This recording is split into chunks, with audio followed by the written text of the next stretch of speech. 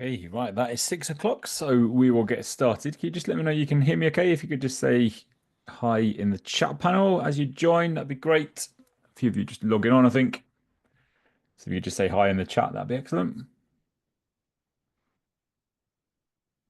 Hello, hi Dom. How are we? Everyone okay? Hi, good evening. Hello, hello, hello. Where is everyone calling in from? Just let me know where you're based. I like to roughly understand where I'm talking to on these classes. Where is everyone dialing in from? Just let me know. Newcastle. Okay, nice. South London. Okay, good. South Africa. Hi. Belfast. Got a good mix here. Cheshire. Another Belfast. Reading. Okay, nice. I've got a good mix going on. Isle of Man, Yorkshire. Hemel. Okay, yeah, close to me, Nisha. Yeah, good. Yeah. So I'm in St Albans, so not too far away. Isle of Man. Okay, brilliant. So that was my first little test to see uh how you use Zoom. Leo and I think everyone else was all right actually. When you're on the chat, if you could just go to everyone rather than just to me. I mean, obviously you can message me directly if you need to, but it's great if everyone else can see your comments as well, because otherwise it looks like I'm talking to myself. So yeah, if you can just go to everyone when you're on the chat panel, that'd be amazing. Thank you very much. A few from South Africa, good stuff. So yeah, welcome along. My name's Andrew. I'm going to be running these 3 workshops that we've got together as part of this elite course. I'm sure you recognize my voice and you've probably seen quite a lot of my stuff from the video content already. So I'm not um, I'm sort of not a stranger because it feels like you probably feel like you know me quite well, even though we've never actually met. So it's always a bit of a strange situation, isn't it? But yeah, welcome along to these to the first of our 3 live workshops as part of the elite course, which is excellent. So yeah, very glad to have so many of you on. Thanks for attending live; it's always good. These sessions are recorded, so if you miss anything or you need to go back and watch it again, then feel free to. So you can just go back and watch that if you ever need to recap, or if you have to jump off for whatever reason, or if you can't make one, you can always watch the recording. It is preferable to attend live if possible, just because you can get involved, especially the one we got on Saturday, which is the how to write a great answer. Like, I'm gonna really get you guys involved a lot in that. I want it to be like a two-way thing and not just me talking at you. So it is better to attend live and get involved. But again, I know some people can't. Louise, your hand is up. Have you got a question, or was that an accidental hand up press? I don't know if that was a deliberate thing, but have you got a question?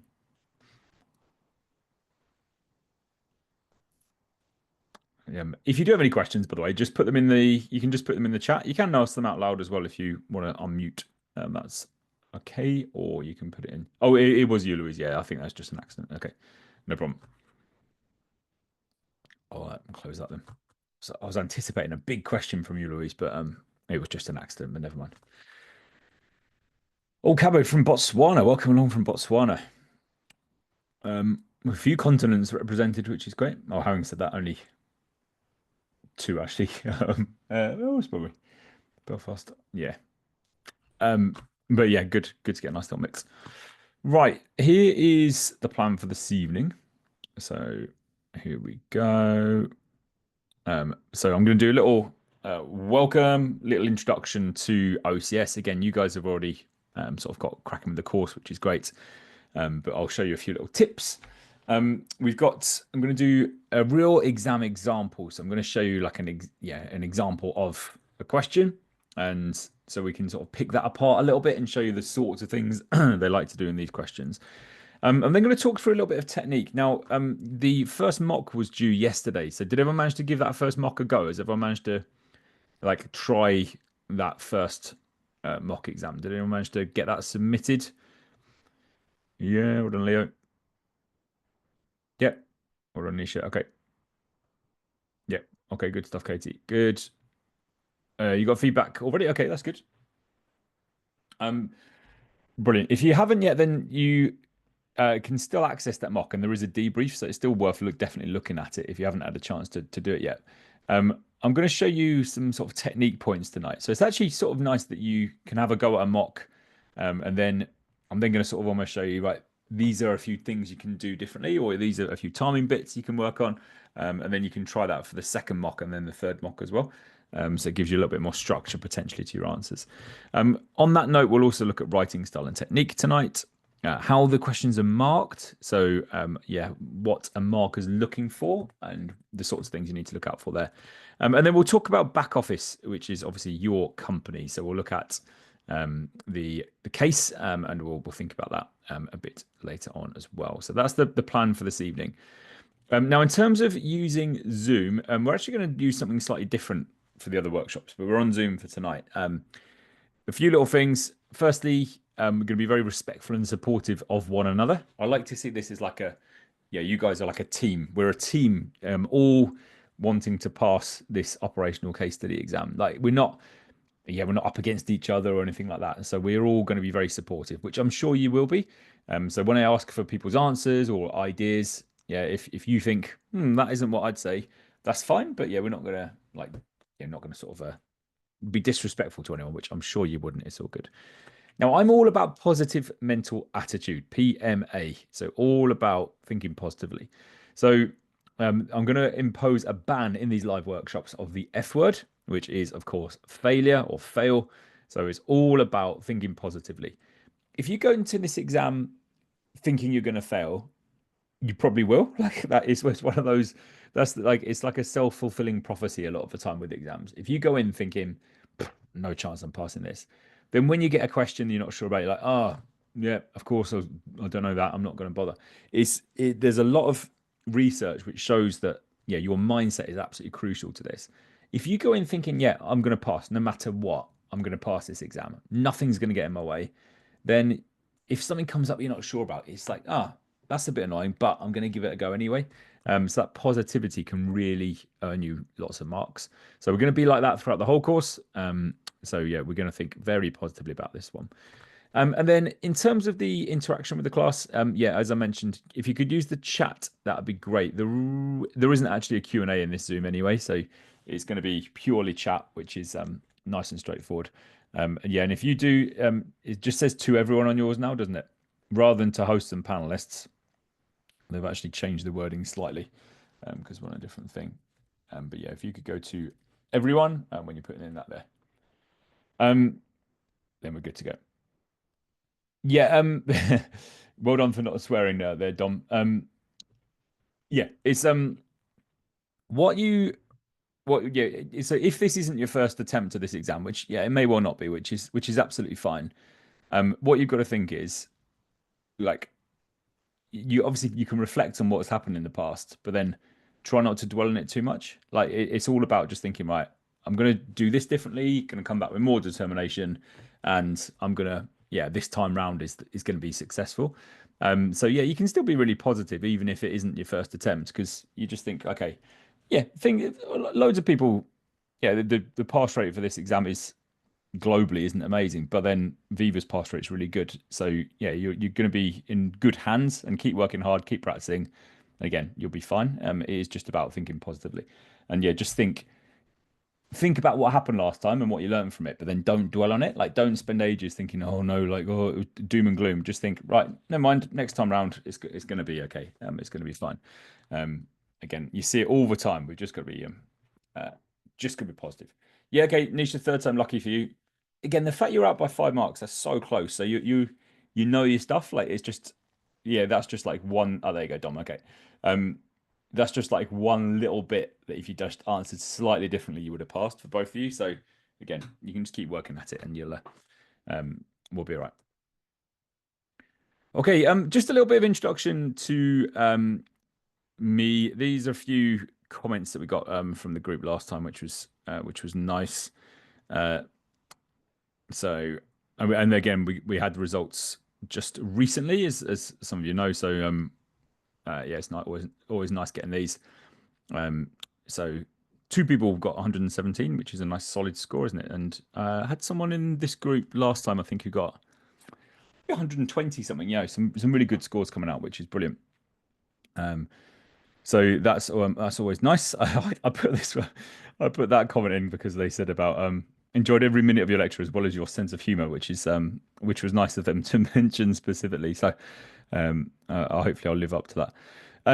In terms of a little bit about um, you, I guess, I'll introduce myself in a sec. I'll do the same. If you could just put into the chat um, the name you'd like to be called, and if I ever pronounce your name wrong, please just correct me because it is quite hard sometimes to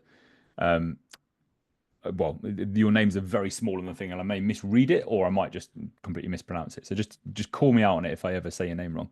So if you could just tell me the name you'd like to be called, where you're based. I know we did that a minute ago, but do it again, and then a hobby or an interest as well. That'd be amazing. So if you could just pop that into the chat for me, that'd be excellent, just to get to know you guys a little bit.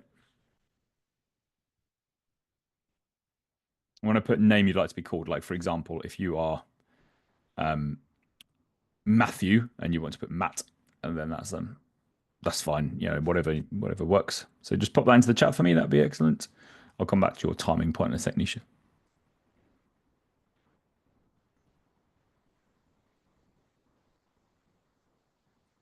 Winnie in London. Hi, Winnie. What was your hobby again? Oh yeah, Nisha in Hertfordshire. Uh, okay.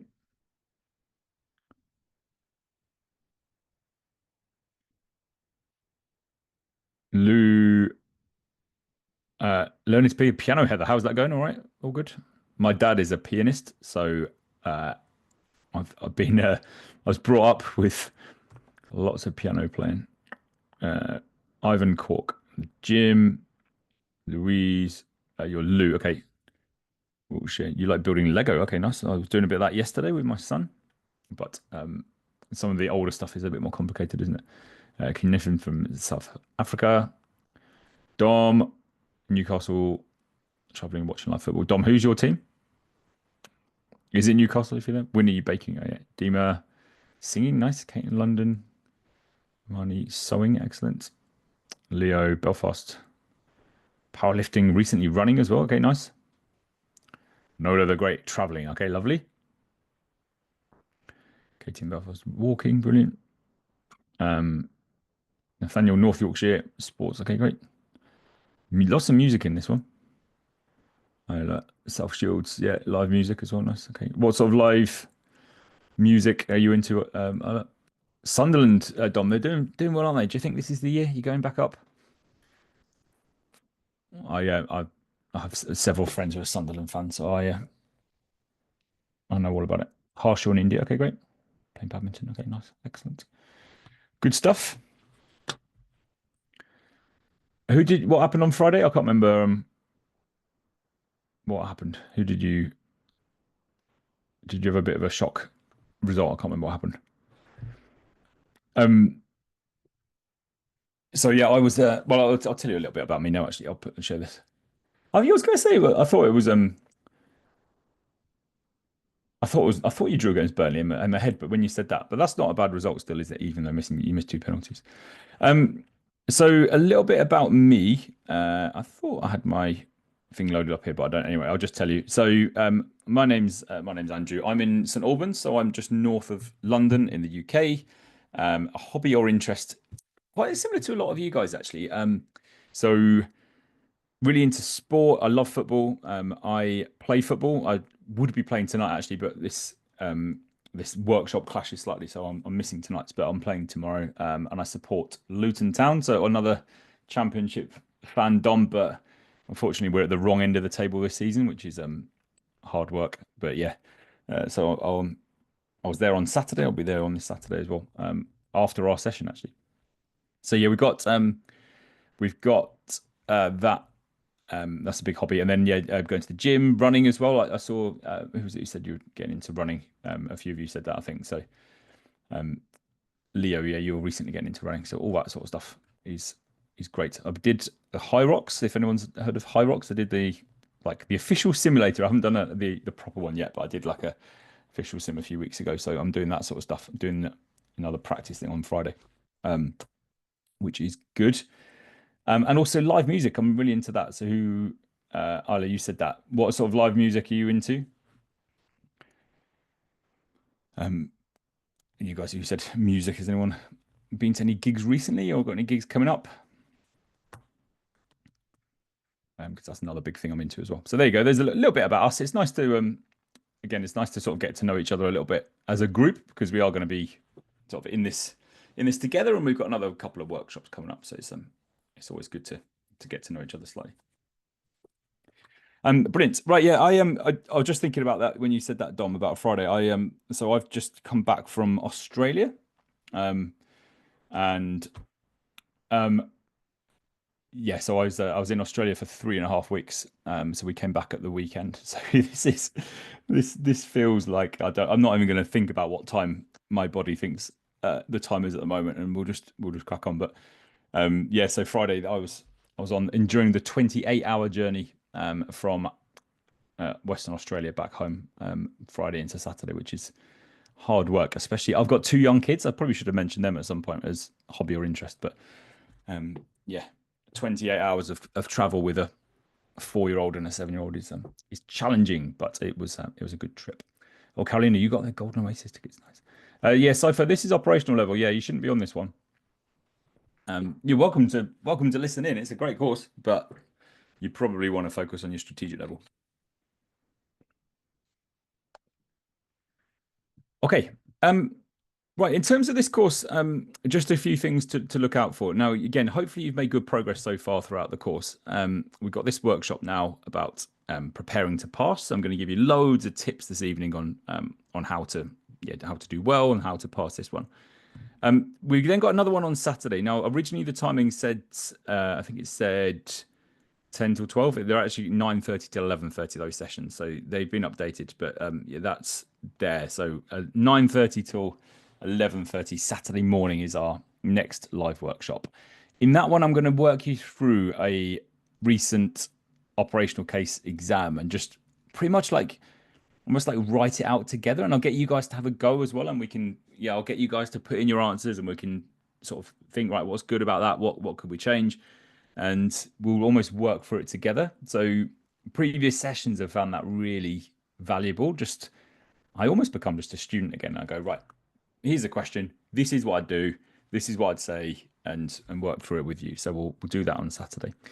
You've then got another mock due on Sunday, so you might want to save doing that mock too if you haven't already until after that session. So we've got this workshop, so you might then want to try and implement some of the stuff we learn in that mock. So you've got mock 2, which is due on Sunday the 26th, and then you've got mock 3, the final mock, which is due on the 31st of Jan. So again, just make sure you put aside some time to do those. These exams obviously are 3 hours long, which is, it's a long time, isn't it? So it's a big time commitment, this. And some of you may even get additional time, so they're slightly longer. So the key thing here is just schedule it in and do them in one go. Like make sure you block off time and just go, right, I'm just going to do this for 3 hours. So you really get used to that time pressure.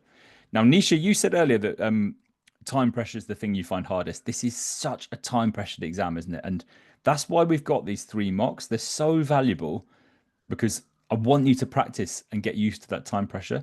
Yeah, you could do this mock and you could take 5 hours to do it and you'd probably do really well. But what's the point? Because the exam isn't 5 hours, the exam's 3 hours and it goes so fast. So you've really got to practice these questions to time and just get used to that time pressure. And then our final workshop is on Saturday the 1st. And that is I'm going to give you some final tips, and then I'm going to really focus on that mindset that I said is so important. So give you some final pointers and then really work on that exam mindset. And then your exam's on the 5th to the 7th. Has everyone booked their exam, by the way? Are you all booked in? And if so, which day are you booked onto?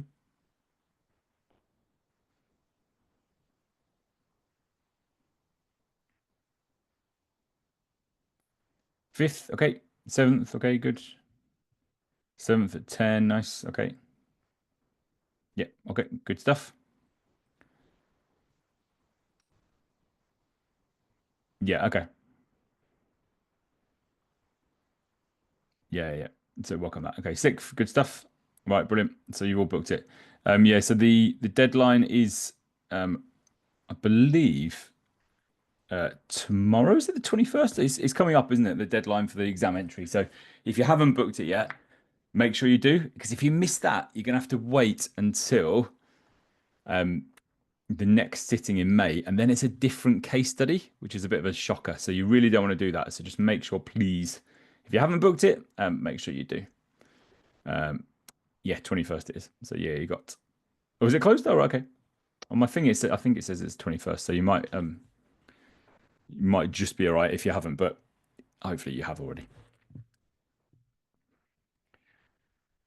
Okay, so there you go. There are a few of those.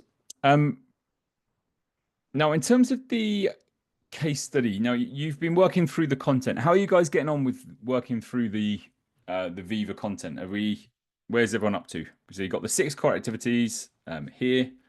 How's everyone been getting on with it, and where are you up to? Has anyone worked through all the videos yet, or is anyone still working through them? How are you doing?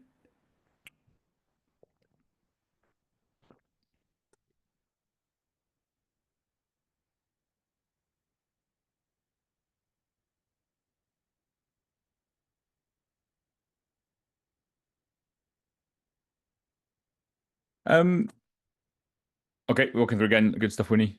Leo, yeah, the course is designed to cover the most examined topics. So yeah, like I go through and I really, really focus on the most examinable bits. So, I mean, obviously there are sort of fringe topics from previous exams you can see that sort of have cropped up every now and again. But yeah, you'll be if you work through all this and do all the tasks and do all the mocks and stuff, you'll be in a really, really good position. So yeah, you should be okay.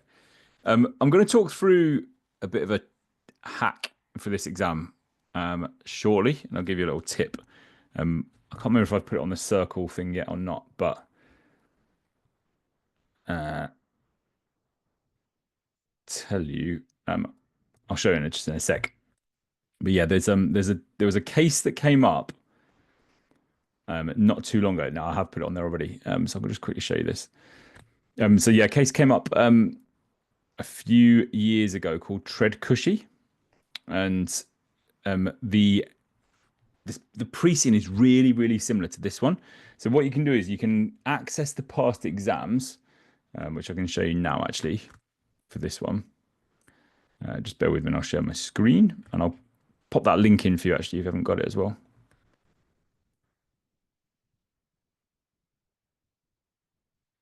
So this is a past exam called Tread Cushy, and I'll put the link in there. It is on the Circle platform as well, by the way. So if you haven't seen this already, it is on there.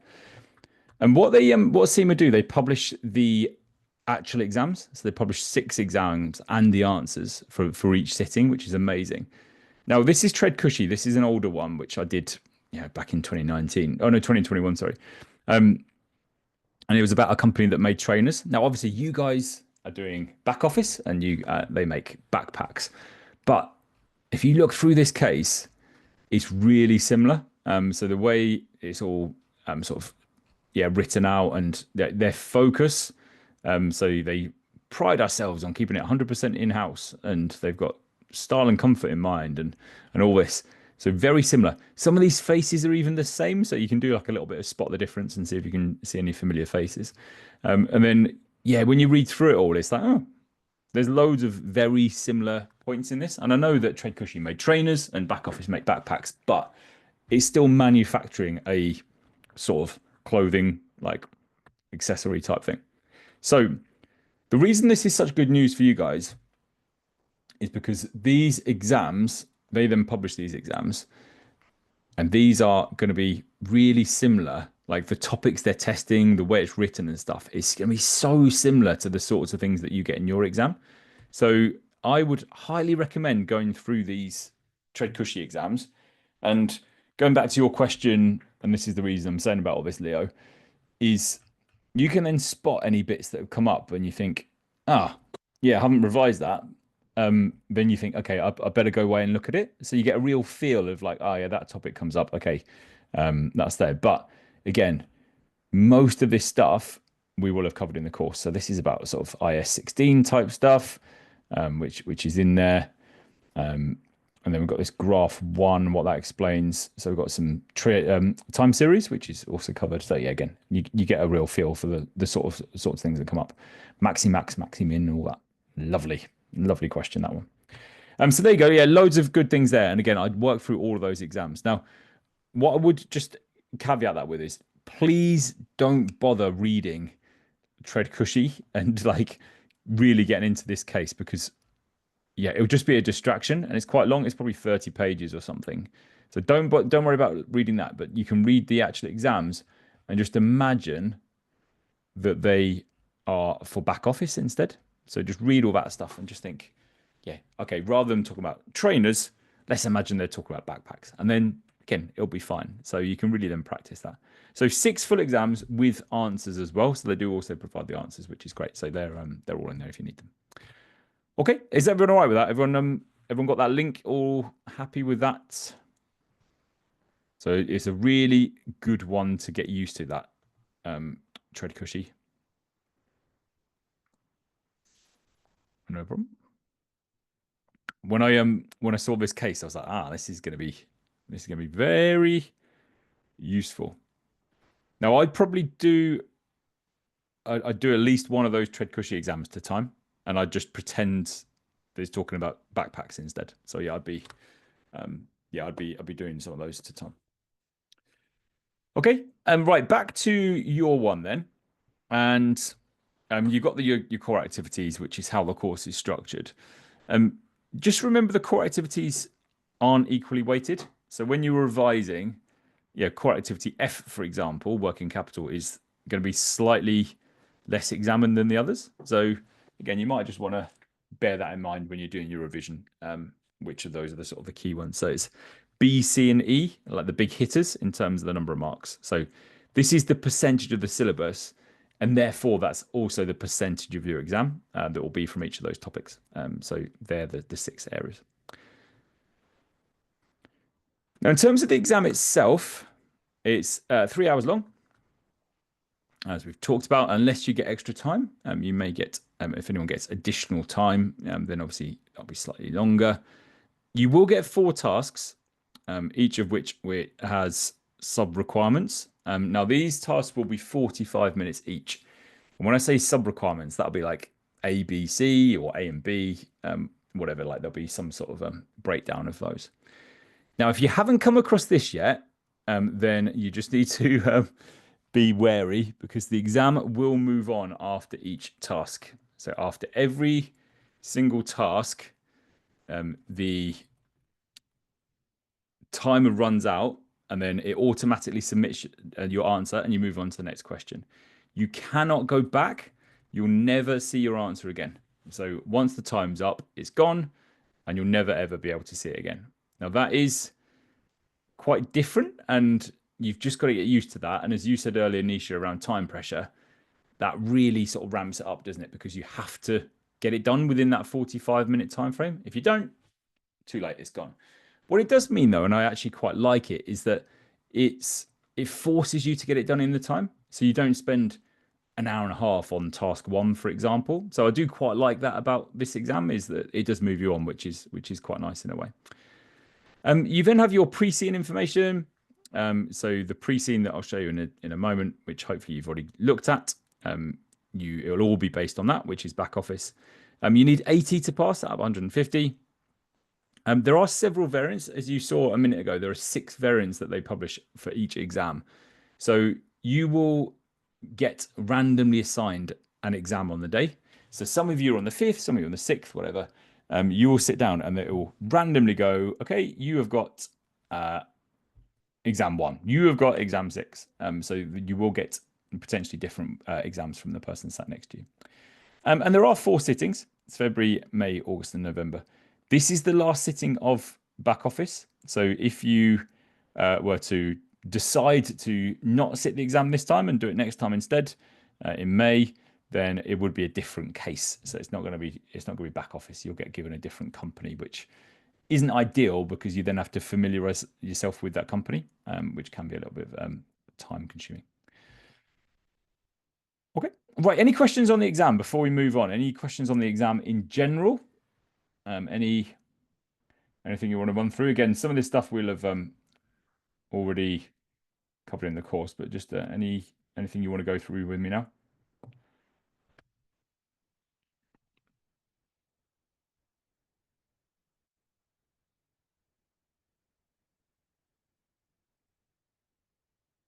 Okay. Again, if you do think of anything, honestly, just pop it in the chat panel. I will always be happy to answer, even if I'm sort of mid discussion. I'll always be happy to answer those. Right. I thought it'd be useful just to show you this quickly.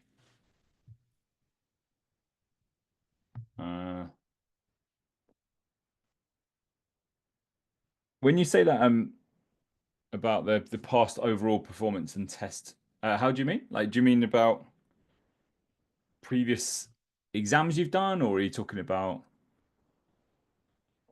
like FLP type stuff, or are you thinking like within the exam itself? You, if you're thinking like, will they consider how you did at E1, P1, F1, or the last one? No. It is they will assess it on that exam only. They won't have any access to what you've done in the past. Yeah, how you've got on with other things, they won't know. So yeah, it's an independent, it's a completely fresh start, which is reassuring. So yeah, don't worry, you don't need to worry about that now. So just a quick run through again. I think I've shown you this, but just in case you don't know, this is what the exam software looks like, and it does tell you at the start the breakdown of all the percentages of the sub requirements.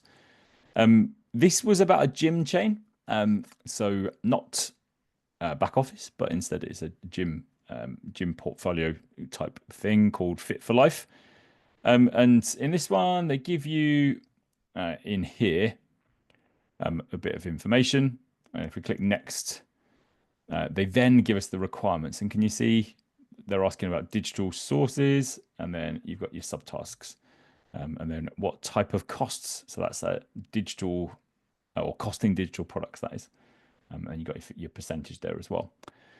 And then if I hit next, you get your answer box, and then you can write your answer, etc. Now, when we are doing this, you can access the pre-scene. So you get access to your full pre-scene information. You don't have to memorize it. Nice little tip there is you can search within that. So if you are looking for something in particular, there you go, budget. There you go. You can find that information. So that helps you find things quite quickly rather than just scrolling through it.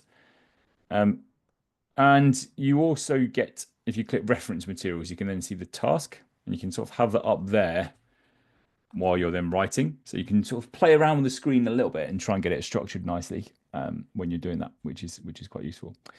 I'll come back to your question in a sec, Leo, about KPIs. Other than that, the exam software itself is pretty self-explanatory. You can copy and paste within your answer, but you can't copy and paste from here. So if you were trying to copy out that, for example, and then did paste, I just get another hi Stephen. So it won't let you copy from the question, won't let you copy from the pre-scene. But you can cut and paste and copy and paste within your own answer, which is quite nice. That gives you a bit of a potentially a little bit of a time saving when you're doing those sorts of things. There's no spell checks. If you spell something wrong, it won't tell you. But don't worry about spelling. Do not waste your time. I know, Nisha, you mentioned, and everyone will say this exam is really time pressured. You literally cannot have time to reread what you've written. So if you've made spelling mistakes, never mind. They'll be fine. They'll know what you mean. If you write like that,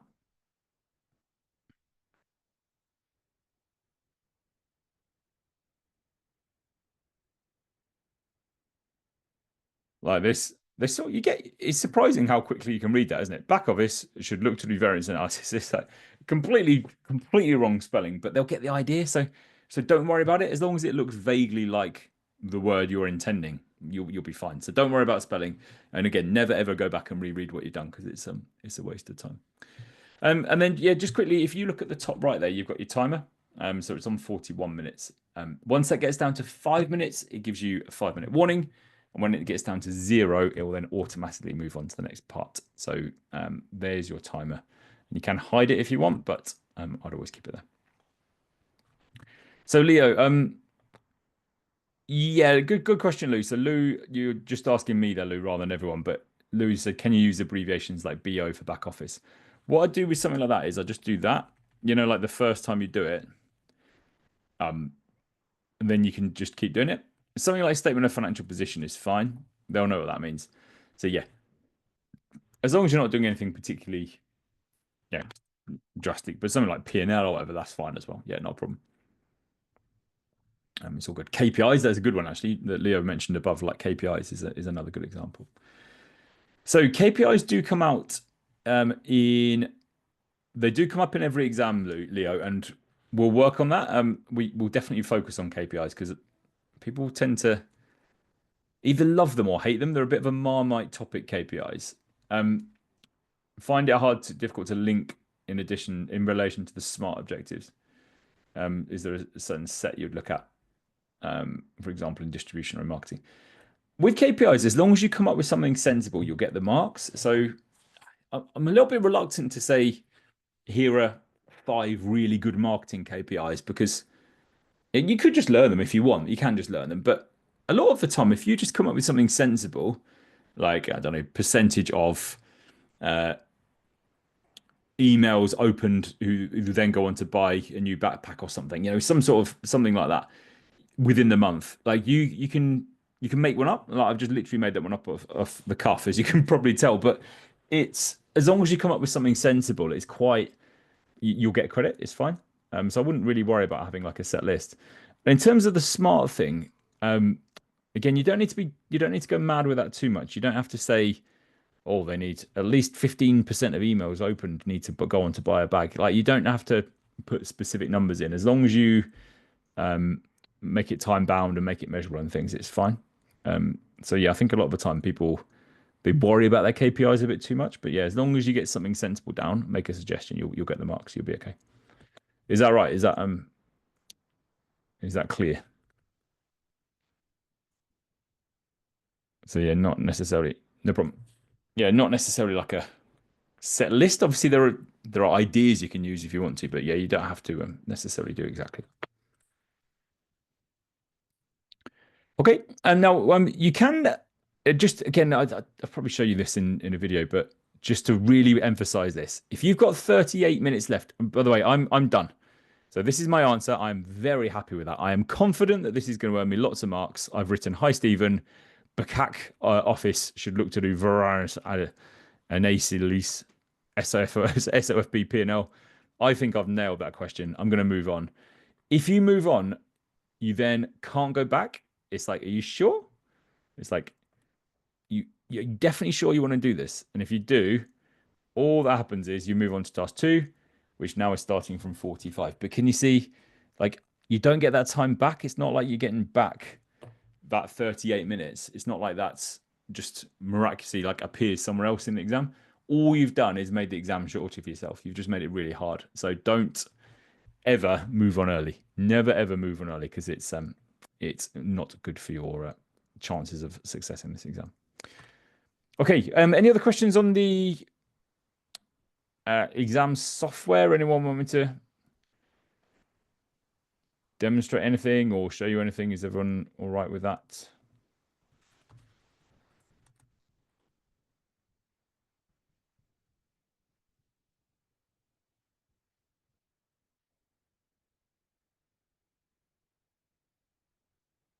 Yeah, it is Dom. Yeah. So what I did there was I can quickly show you this.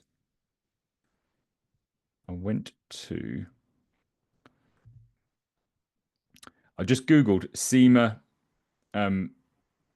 OCS practice exam, and then you go to the Pearson view, that one.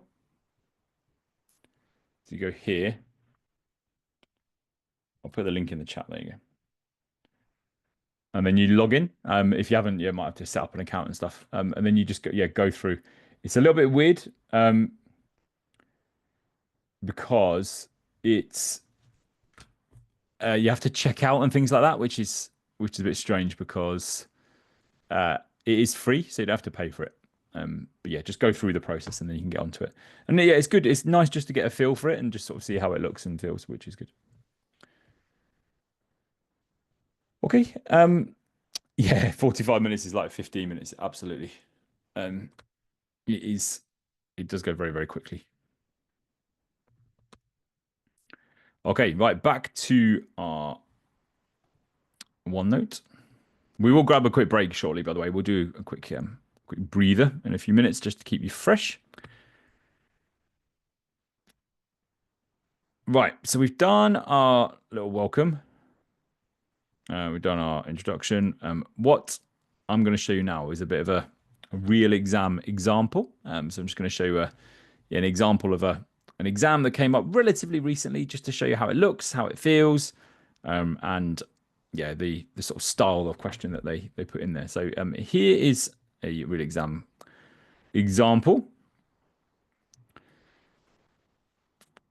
So this was a case that was about, it was ready at home, which was a bit like Hello Fresh. If anyone's ever used that sort of thing, like meal delivery, it was that sort of company. Again, don't worry too much about the industry and the names and stuff, but this is the question. So I'll just give you a minute or two, just have a quick read through that. So just want you to have a read of the question, then we're just going to discuss that in a moment. So just have a quick look through that.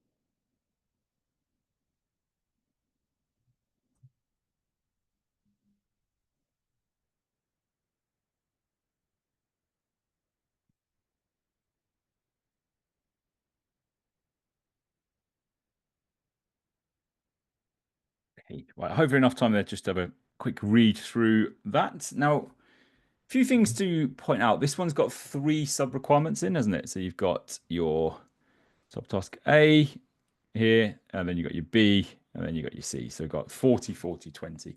Are you going to spend an equal amount of time on each of those?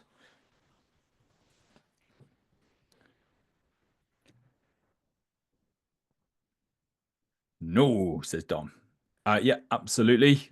Um, yeah, less than that last one. Well done, Heather. Perfect. So you get the idea, don't you? It's 40, 40, 20. You need to allocate your time accordingly, which we'll work on in a few minutes. I'll show you exactly how to split your time and how you're going to do that. Um, and do you have to do them in order? Like, do you have to do A, then B, then C? No, absolutely. They won't know, will they? Like, I'd structure it. I would do A, B, C in terms of the order in which like your answers laid out. But if you started with C, if you read that and you go, oh yeah, I love how like the IS 16 stuff. That's that's brilliant. I want to do that bit first. Yeah, great, go for it. Do C first. Get your confidence up. If you're not really a fan of part A, okay, I'll do that bit last. Doesn't matter, does it? It doesn't matter the order in which you do that. Doesn't matter. So if you want to do that first and then do that second and then that third, that is not a problem. Um, Again, as long as you clearly label it and everything else, that's not an issue at all. So yeah, just bear that in mind when you're doing the mocks and things, because some people, yeah, you start with the one you don't like, and then your confidence starts getting a bit hit, and also you're wasting time trying to sort of bundle your way through a requirement that you don't particularly like. So yeah, it's always good just to mix it up if you need to. Um, Now, in terms of the reference materials, it says in this one they've got table 2, so what each of those statistical measures mean. So here you've got table 2, so expected value, standard deviation, and coefficient of variation. So they want us to explain what those mean in that first one. And then it says, please also explain how the decision about which promotional campaign to choose will be made using a risk neutral, risk seeking, and risk averse approach, stating the choice under each approach. Now, these requirements, you'll notice me do this a lot in the mock debrief videos. That you have you guys seen the mock debrief? I know you had the first one was due over the weekend. Have you seen the debrief videos? Yeah. So you'll notice like I really break down the requirements in those. So if you haven't watched it yet, just make sure you do that. And when you've done the mocks, just watch the videos, because if you break down these requirements into little bits, this suddenly becomes a lot easier.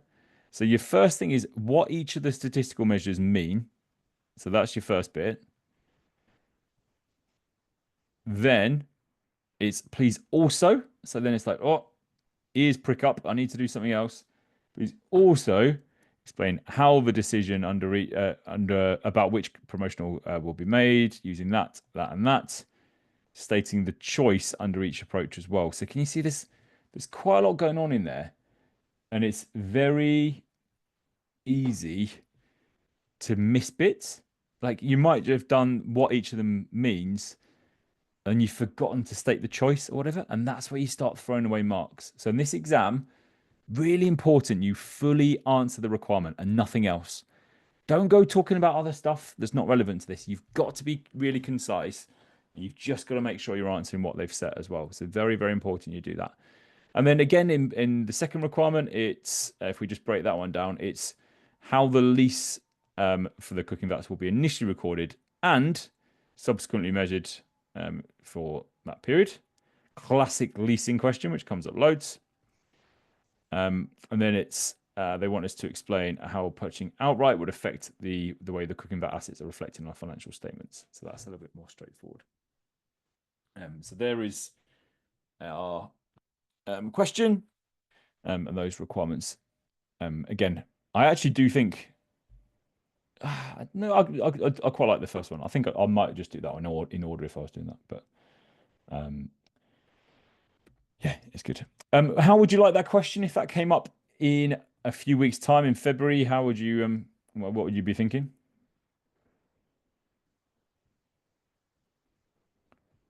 Not as SB, okay.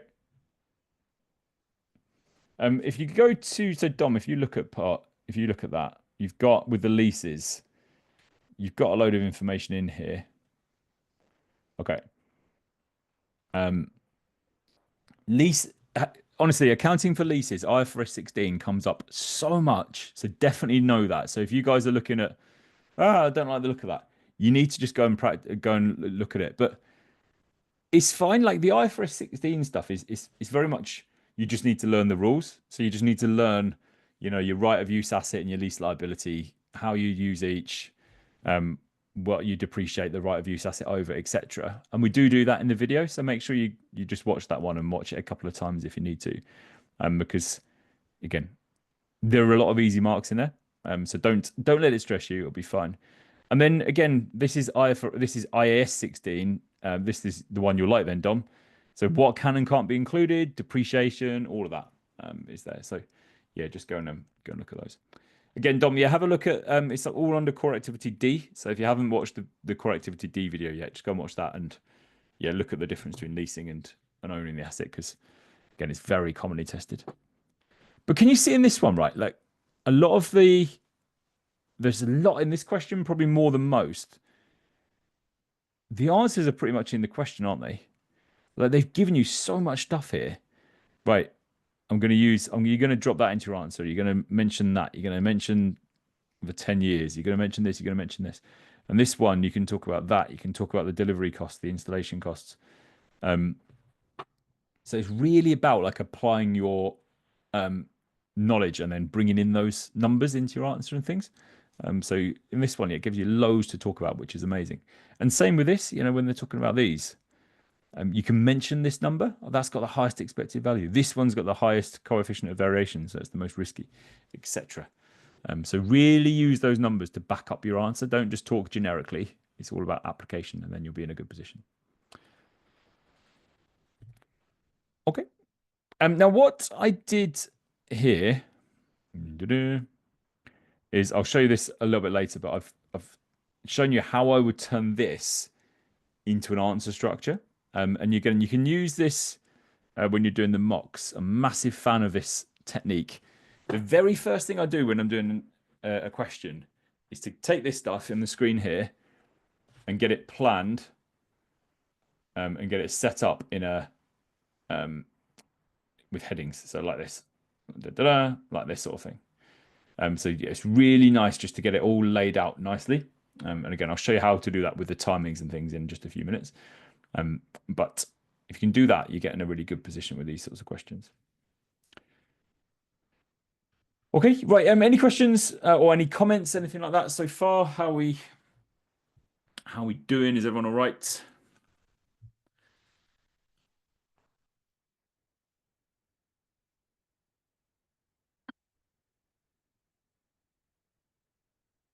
Yep. Okay. Again, if you all good, thanks. If you do have any questions, always just fire away about the exam or the course or anything. Anything you want to know, just let me know. Okay, good stuff. Right, so that's thanks, Woody. There's our real exam example. Now, I've touched on this a couple of times. We're just going to have a quick think about exam timings now, because this is crucial for your success. Absolutely crucial. So 3 hours is 180 minutes, which works out as 1.8 minutes per mark. This is assuming it's marked out of 100. Now, the score you get is out of 150, but don't worry about that because this is to do with like the fact that the exams are moderated and adjusted and stuff. So don't worry too much about the 150 thing. We just assume it's marked out of 100. And you've got 45 minutes per task. Now, what I always suggest you do then is 20% of your time is going to be reading and planning, which we'll talk about in a moment. That's 9 minutes up front. And then 80% is your writing time, which is 36 minutes. So just remember 9 and 36. They're the two key numbers for this. So 9 and 36. So these are the two crucial figures that we're going to need when we're doing any OCS task. Now, the 9 minutes is reading and planning time. So this is the very first thing you're going to do as soon as you see that question. So like that one I just showed you, the very first thing we're going to do is read the requirements. All right. So practice this in the next mock that you do. Read the requirements first. Why do you think you want to read the requirements first before reading all the other stuff? Any ideas? Why you might want to do requirements before you read the requirements before you do anything else?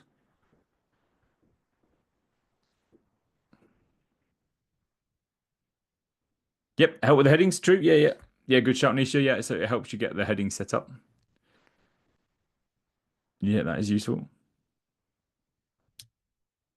Yeah, brilliant. Yeah, that's it, Heather. Like it just gives you an idea like what they're asking for. So when you're reading the main text, you then know what to look for, don't you? Like in that question, if they've said explain the leasing, you're then looking out for stuff to do with leasing. And so it just helps you understand it. If you read all of the other stuff first, you don't really know what they want you to do. So you might be missing stuff and you're not picking out the key things. So read the requirements first. Then you can read the rest of what we call the unseen, which is just the stuff that they present with to you on the day. As I mentioned, what we're then going to do is get everything set up as headings and subheadings. So we're then going to do all of your layout, get it looking really nice. Allocate your timings to each bit, which I'll show you how to do in a sec. And then if you've got a spare couple of minutes, maybe, once you've practiced that a few times, you do get quite quick at it. Then you can note down the key points, maybe. So you can start almost building out your answers slightly during that 9 minutes as well. So that gives you a bit of a head start if you manage to do those. Okay, this is going to be the same approach in every single task you ever do. It will be 9 minutes up front. Go to the requirements, read those, see what they want us to do. Okay, read the rest of the unseen, and then yeah, get all your headings and subheadings set up. You might actually want to do that almost like that. You might want to sort of do up here as well. You don't. It's up to you whether you want to read the rest of it first or whether you do that there. It doesn't really matter. But as long as you do it within those 9 minutes, it's all good. And allocate your timings and get those key points down. You've then got 36 minutes of writing time. So there's your 36 minutes left. And I'll talk about how to approach that shortly as well. So I'll show you how to do that in a few minutes. Okay, right. What we're going to do is grab a quick break at this point just to stay fresh. If you think of any questions, please just let me know. When we come back, I'm going to show you how to do this for that practice task that I just showed you. They passed exam one. So I'll show you all the headings, subheadings, timings, all of that. So you get an idea as to how you do that for a real question.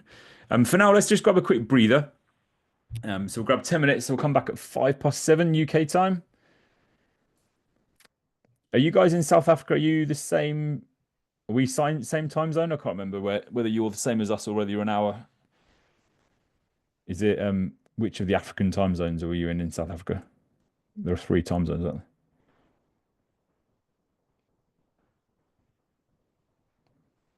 Oh, you 2 hours are you? Okay, right. So for you, 9:05 p.m., please. Thank you. Okay, bye. See you soon.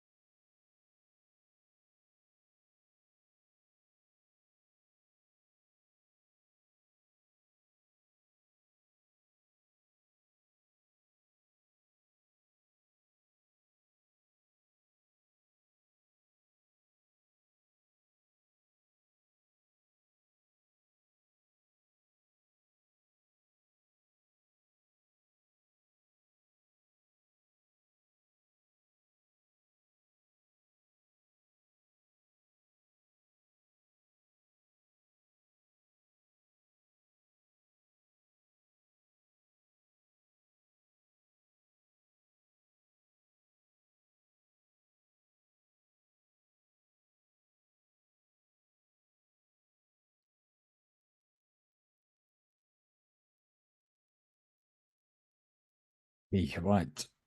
Welcome back. So as promised, we're going to go through that little task, and I'll show you sort of how to apply all the stuff I just told you about.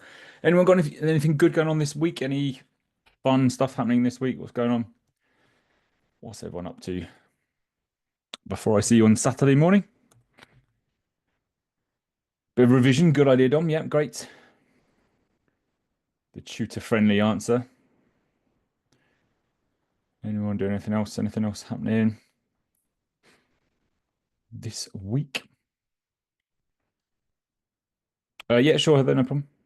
Sunderland versus Plymouth. That's a long journey, that one, isn't it? Um, are you? Yeah, no, yeah, at home. Yeah, if you're going to the away one, Dom, that'd be a lot of revision on that one. That should be an easy 3 points, shouldn't it? But you never know with these sorts of teams. Yeah, I'll put that back up for you. Heather, 1 sec. Mhm. A bit of revision as well, Winnie. Good stuff. There you go. Is that right, Heather? So you got everything you need? So you got the next workshop, the live workshops. We've got obviously this one now, no problem. Workshop 2 Saturday morning, so 9:30 to 11:30, and then workshop 3 is the following Saturday, same time.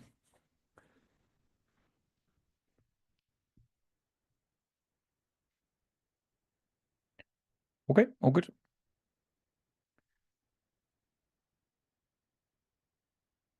Good work. Right.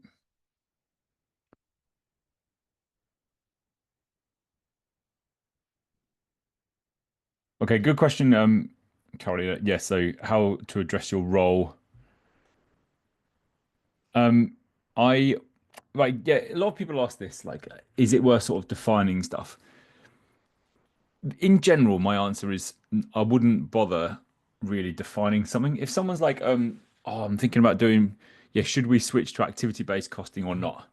Like, unless they've sort of said, explain what activity-based costing is, I wouldn't worry because otherwise you sort of yeah, like you said, it's almost a bit patronizing, isn't it? Like if the CFO has said which forecasting approach is more appropriate, you're not going to say forecasting is where a company looks to predict what's going to.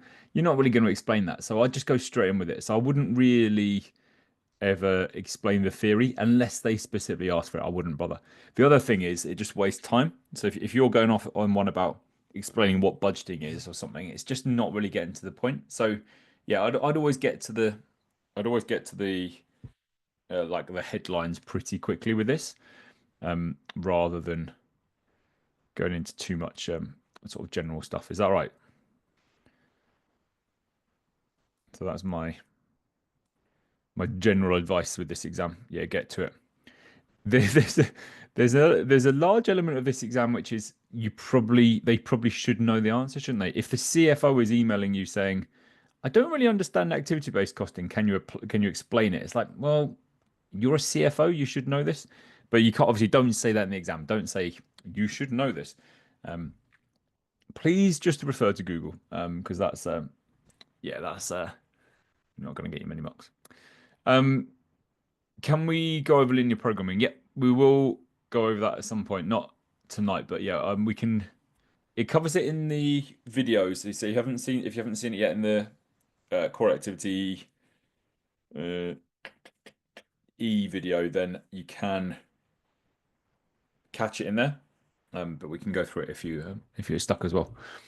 But yeah, it's quite a linear programming is always a popular one amongst people to ask about. What we will do on that note actually is just if we go back to this in that final session, we can when I say about final tips, if there are any particular topics you guys want to run through, I'm happy to do that in that final workshop next Saturday. So yeah, if like so linear programming, that's a pretty common one that people ask about, so that's fine. So yeah, if there's anything that you think of, maybe in the next workshop on Saturday, you can tell me, or on the Circle platform, I'll post saying any topics you want to go through, and then you can put them on there. Now, obviously, if we get like 25 topics, um, we're not going to have time to go through everything, but I don't mind doing a quick one. Oh, right, nice. Okay, that's good. Right, thanks, Leah.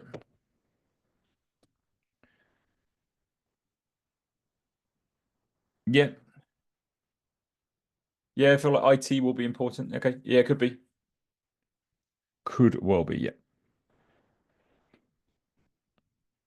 Um, okay, good stuff. Right, let's go back to this then. I've got I haven't mentioned, but when we get to this tonight, we are going to finish this evening session with a quiz. So we're going to see how much of this is see how much of this you remember.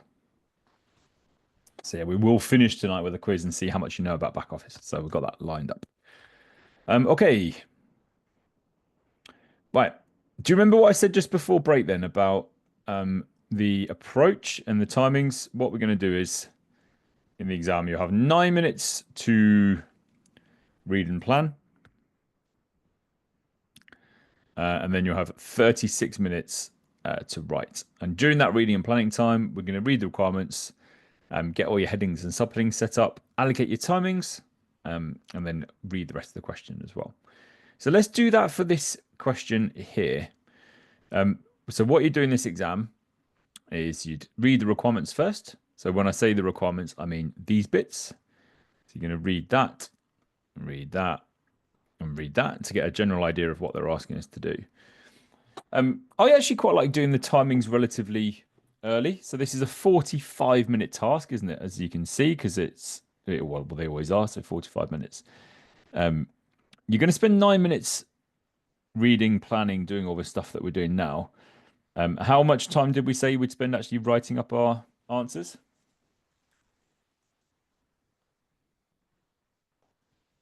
36. Very good. Yep, 36 minutes. So when you allocate out your timings, you allocate out that 36 minutes to these percentages. So you're going to, I didn't mean to do that shape, but we'll go with it. So you're going to do your 36 minutes is going to be split across those, like so. So if you do that, it's going to be roughly, so if you times those together, that's going to be 40% of 36 is going to be roughly 14 minutes, maybe. So you spend 14 minutes on that one, 14 minutes on that one, and then that's 28. So then you've got, again, it'll be roughly 7 or 8 minutes on this one, wouldn't it? So we'll go 8 minutes on this one, we'll round up slightly. There you go, that'll do. So can you see, like, that's a really nice way just to quickly allocate out your timings. And timings are so important in this exam. So very, very important you do that step. Take your 36, not your 45, by the way.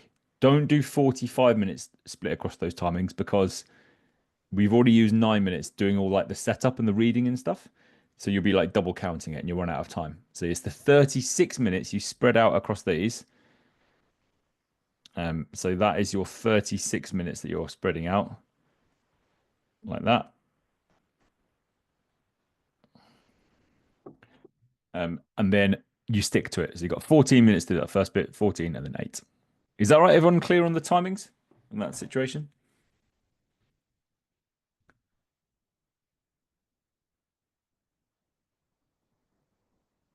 Clear? Yep. So split out your 36 minutes across those. Perfect. Okay, good work. Right. Then what we're going to do is get this set up as headings and subheadings. So do you remember I said you break it down into little bits? So you're going to go, that first one was, this is part A, what each of the statistical measures means, and then also how the decisions will be made under each, stating the choice under each. Then you got your lease, and then you got your purchasing outright. So all we need to do when you set up your headings and subheadings is almost like paraphrase this. So just summarize those into little headings. Now I did this earlier, so I've already got it planned out over here like so. And again, I put the timings in there. I put 7 for the last one, but I think I said 8, didn't I? So I can change that. It doesn't matter, 7 or 8, whatever. Now, my go-to opening is, hi, whoever, happy to help. Now, in this one, it did say, please draft it to the senior management team, I think. Yeah. it's a report to the senior management team. So I've said, hi, senior management team, SMT, happy to help. And then I've got it all set up. So what I did is I put my very first step would be A, B, and C. So I did statistical measures 14 minutes, leases 14 minutes, and then purchasing 8 minutes. So just splitting those out like so. Then I've done some subheadings which are really useful. So those statistical measures are from here. Do you remember in that table too? Here we go. Expected value, standard deviation, and then the coefficient of variation. So we've got each of those as subheadings in there, and then you can refer to each of those individually. So that will really help you to generate some ideas. Let's not let me move across today. There you go. Okay, can you see those three? So I've just put those as little subheadings just to remind me what I need to talk about. And then decision choices, it said what decision would we make under a risk neutral, risk seeking, or a risk averse approach. So again, I've just set those up.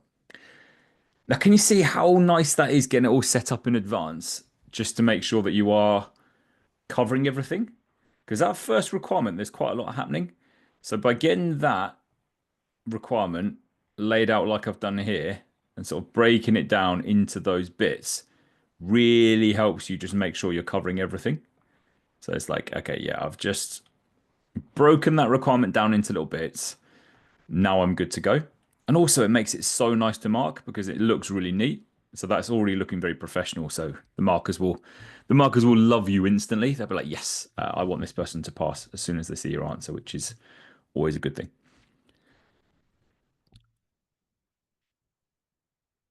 Good question, Winnie. Yeah, it's a tough one. I'd obviously what I ideally you wouldn't end up in that situation. So you've got 14 minutes and you want to try and cover a bit of everything. Now, so I'll come back to your question. I'm going to first of all say, right, let's try and prevent that happening because obviously you don't want that to happen. What I'd always do is just do a little bit on everything. So 14 minutes, just do a little bit on that, a little bit on that, a little bit on that, then a bit on that, a bit on that, a bit on that. And then if you've got another spare, yeah, maybe just a paragraph under each, like 3 lines under each thing, 2 or 3 lines under each thing to start with. If you've got a bit of spare time, then you can go and bulk it out a bit. So then maybe add a little bit more there, or add a bit more there, or a bit more there, whatever. So I'd always try and do just a little bit on everything. And Nisha, again, you said about time management earlier, and that's really important in this exam. Just do a bit on everything to start with. Be really concise. Because if you're running out of time everywhere, it just means you're going into too much detail somewhere. You're spending too much time on something. So just stick to the sort of 2 or 3 lines per thing to start with, and if you have time, go back and do it. Going back to your question, Winnie. Yeah, I probably would move on. So if you hadn't done risk averse yet, and you hit 14 minutes, I probably would move on to leases and purchasing. Otherwise, there's a risk that you just will throw away a load of those later marks. So yeah, I'd be tempted to move on at that point, and just get on to the next bit. And then, of course, if you save a bit of time down here, you could always go back to it later, couldn't you, and fill it in. But yeah, you sort of, again, ideally, you don't want to be in that position. How do we calculate the number of points? Yeah, so 40% roughly how many points. Now, we're going to talk about that more in the next webinar or the next workshop on Saturday. But in short, I roughly say, this is very, very approximate, but I roughly say it's like 2 minutes per mark. So if you divide that by 2, so not per mark, 2 minutes per paragraph. I'm aiming for roughly 7 paragraphs is what I'd say. Excuse my writing because I'm writing with the mouse. There you go.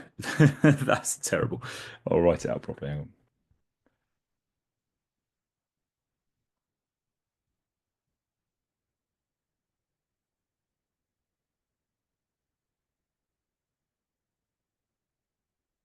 So very, very approximate.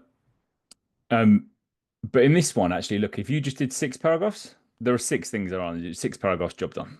Like that's fine, not a problem at all. So don't feel like you have to do divide it by two. It's just that's very much a that's very much just a guideline.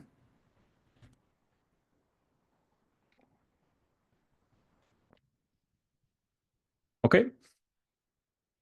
Um, and then leases. Now leases is a bit more straightforward because it was the initial recording and then the subsequent measurement. Now again, going back to your question of how much to write, you're looking at about 7 paragraphs again, aren't you? So maybe 3 things on the initial recording and 3 for subsequent measurement. Oh, you were thinking it was 10 points. No, no, no. You don't need to worry about that. And then purchasing 8 minutes, you're looking at roughly 4 paragraphs. So yeah, again, gives you a vague idea as to how much to write for each of those. And then yeah, I'd sign off with many thanks, and then you can just put your initial, or you can put FO for finance officer as well. That's my go-to sign off. How do you guys sign off at work? Like, what's your usual end of email farewell? Has anyone got a standard thank you? Yeah. Very fun, yeah. Kind regards. Yeah, that's fine. Yeah, kind regards, whatever. Yeah. Yeah. And then if you just put regards without the kind, then that means you really don't like them. That's my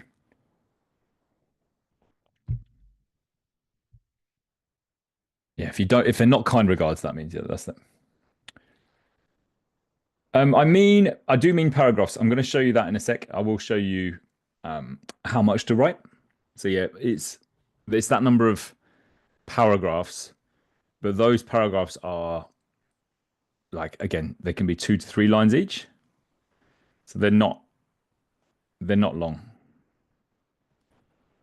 So this is like a little mini thing.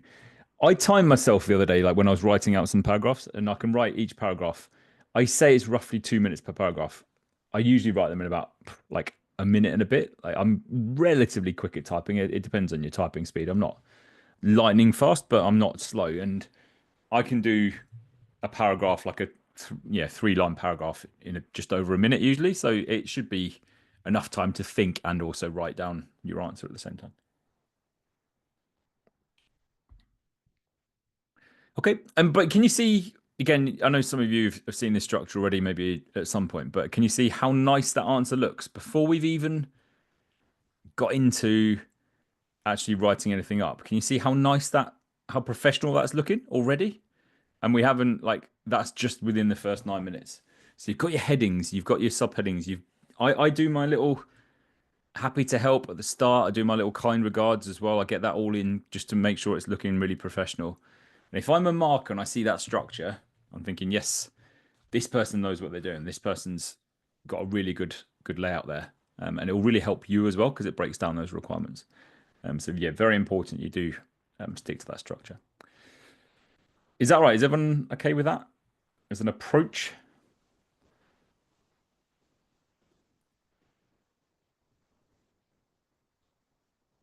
Yep. Okay. Good work.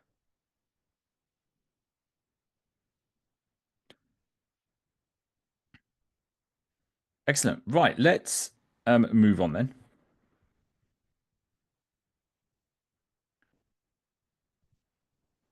So we've done our timings. Now I'm going to do a little bit of writing style and technique now. Again, we'll do a lot more of this next time.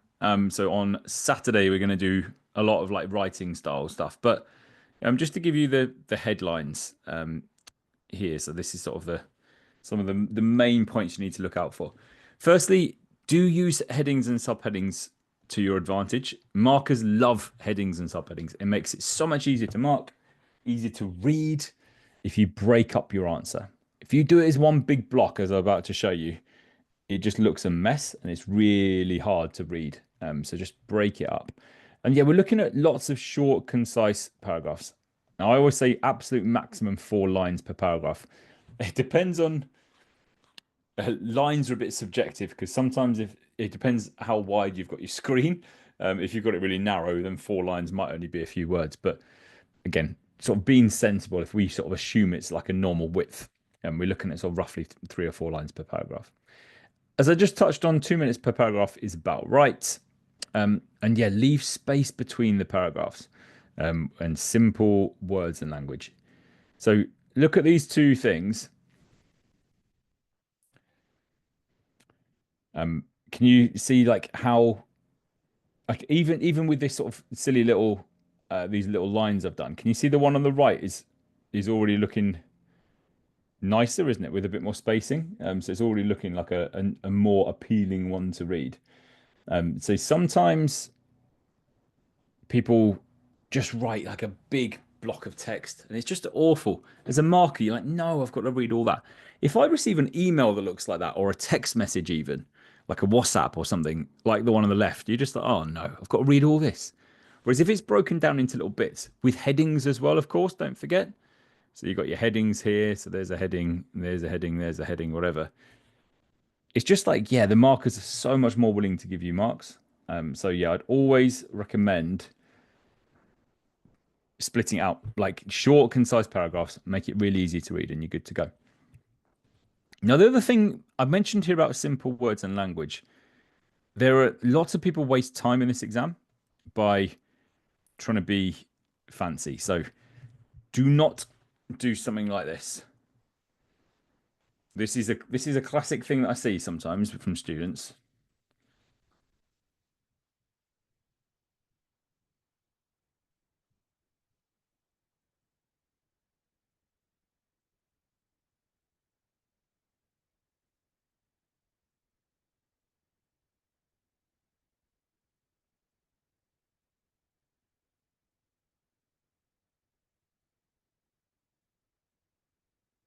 Can you see, like, I've written absolutely nothing there. Furthermore, back office should consider the potential need for them to maybe one day look to implement. Can you see? All I've said there is just like thin air, isn't it? I've just written nothing. I've said nothing. I've written lots of words, but I've said nothing. And now, if let's say it was ABC, for example, you could have written that just by saying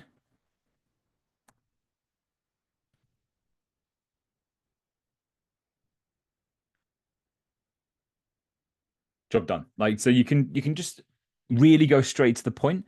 They're not going to give you marks because you've written furthermore or moreover or whatever. Like, it's not like that. They just want simple language.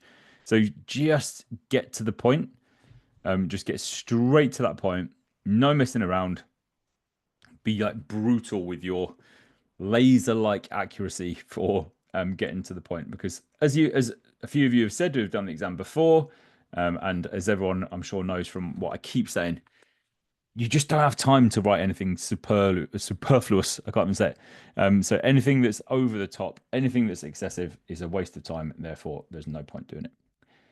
Okay, so get straight to the point. Be brutal with your, with your wording in this exam. So there you go. There's some sort of layout type points to look out for. Now, this is one of the biggest bits of advice I can give you in this exam. Apply it to back office. So you've got to make sure you're relating it to this case. So you've got to avoid any generic textbook answers that could be relevant to any case ever. So, for example, if it's activity-based costing, someone might say activity-based costing is good because it is more accurate. And you go, okay, that's true. Yep. Yeah, ABC is more accurate. Well done. But can you see that's not relevant to our case, is it? It's like, well, why do we care about that? Why is that relevant? So you've got to make sure you refer to the scenario that they've given you in the exam. And potentially, it's almost like and or you could refer it to the pre-scene as well. So yeah, why is that important? Oh, given that we're looking to launch a new range of backpacks, it will really help us to understand how to price them. And then you go, okay, good. Right, they've now related it to this case. So suddenly this becomes a lot more relevant to what we're trying to achieve. Okay, is that all right, everyone? Happy with that in theory, this like application?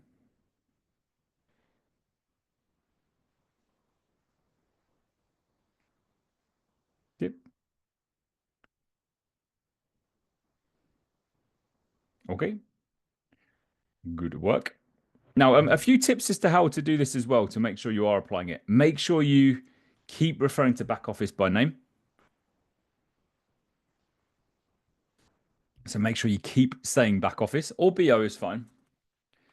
So rather than saying we, just actually mention back office because it makes it really clear that you are relating it to the case then. So keep referring to them by name. And also just keep referring to like numbers from the question, names of people. So talk about Lois, talk about like all the different people from the case. Talk about the backpack ranges. Talk about the fact that 20% of backpacks are made from recycled plastic or whatever. Anything that they give you in the question is good. So just make sure you're really on it in terms of making sure you're relating it to the case. And this is my like acid test in this pink box here. Like if a stranger looked at your answer, would they know that it relates to back office case study? Yeah, would they know that it relates to a back office to a backpack company almost immediately? If they can't, then it's probably not related very well to the case. So you've got to be making sure it's nearly every paragraph relates to back office in some way, whether it's referencing numbers, whether it's referencing people, products, whatever. Just get on it and just make sure you do that.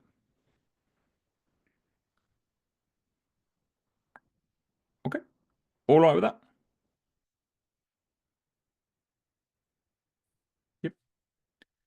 Okay. Now, we're going to go through this more next time, and one of you asked about like the length of a paragraph, but this approach is so nice when you're doing these questions. State, explain, apply.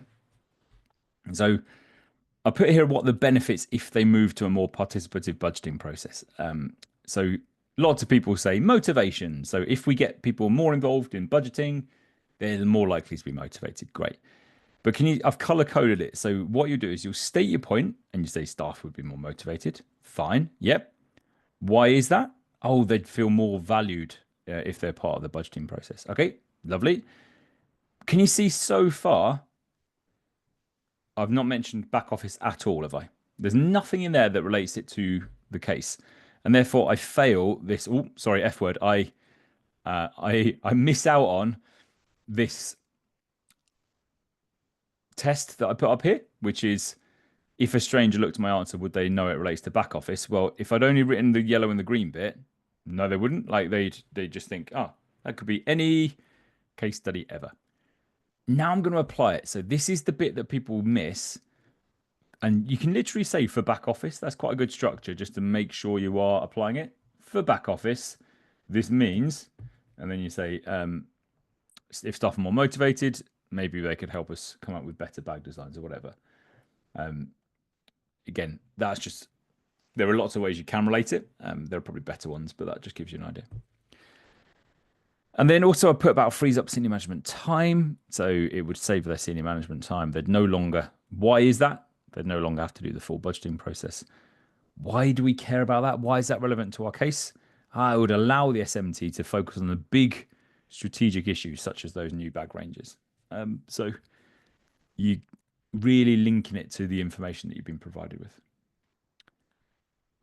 Is that okay in terms of the length of each paragraph as well? I said roughly 2 minutes per paragraph. That's the amount I'd be writing. So 3 lines with the width set as it is. Again, obviously, if I made the width, you can sort of play around with this, can't you? Like, oh, I've written 10 lines or I've only written 1 line.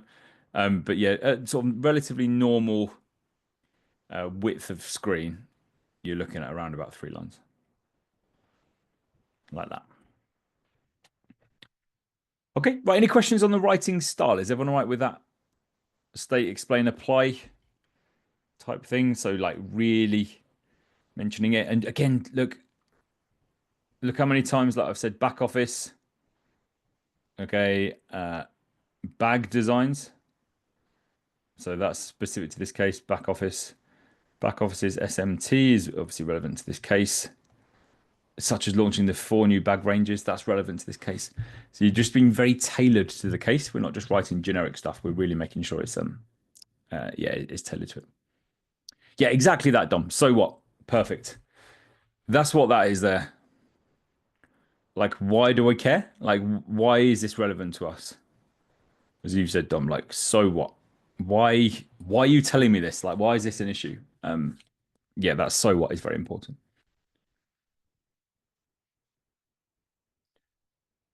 Okay. Wait, all okay, all good with that? Again, we'll practice that more on Saturday, but just to give you a bit of an idea.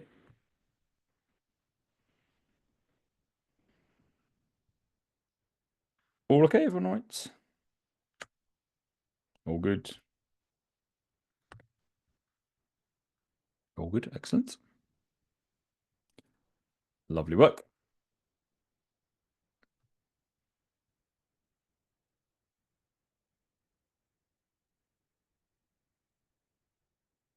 Right, just going to quickly run through the marking process in case anyone doesn't know how the exam's marked. um, and then we'll go on to the back office and we're going to do a little bit of a quiz as well. Okay, so this is the final few bits, and then we're all done for tonight. So, in terms of the marking process, this is what the mark scheme looks like for markers. And I think it might surprise some people how generic the mark scheme is. What the point I really want to get across to you here tonight is you don't have to say certain things to get the marks. If you make sensible points, you'll earn the credit. So for this one, it's explain the suitability of the EOQ model. And it's about suitability and whether they can adapt it and things. But if we just do suitability to start with, look at the mark scheme in level 3. They demonstrated a good technical understanding of EOQ. It's clear, comprehensive, and technically accurate. And you get between 5 and 6 marks, which is the maximum. So can you see the markers aren't told you had to say about demand being constant or you had to say about whatever. Like as long as you're making relevant points, you'll pick up marks. And I think was it you, Leo, saying about KPIs earlier? Who was it who said KPIs? One of you said about it, didn't you? And like again, I just want to reassure you with KPIs, it'll be like this. It'll be like have they mentioned a suitable KPI that's potentially smart, that's relevant to the situation that they're in at the moment. And if the markers go, yeah, that's relevant. Okay, great. You can have a mark. Brilliant. You can have some credit. So it's very much marked more on their like overall thoughts rather than having to say anything specific. So if you are deemed to be in level 3, amazing, happy days, you'll get between 5 and 6 marks out of 6. Lovely stuff. Level 2 is then not quite as good. And if you look at that, it's some technical understanding, maybe lacks a bit of clarity, a bit of depth, whatever. So that's 3 to 4 marks.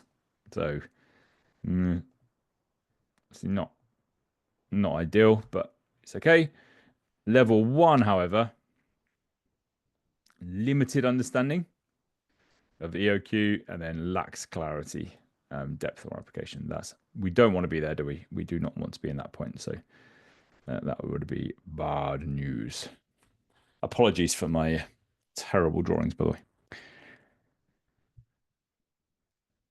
So yeah, each question is marked on their overall feel of your answer, and then they'll give you a score based on those categories. So they'll put you into a level, and then you'll get a score according to that. So always aiming for level 3. So always aiming for that top level.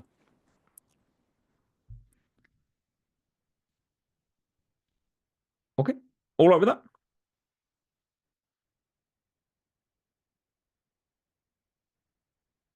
Any questions on the marking, or was everyone all right? Again, hopefully reassuring that it's not a case of you have to say certain things. As long as you make sensible points, you'll get marks.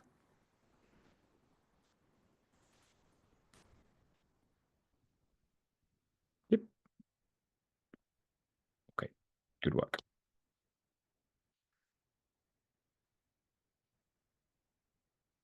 Right. A couple of things I want to do before we get onto our quiz to finish up for today. Firstly, are you guys all right with the circle platform? Has everyone managed to find? Do you guys use this?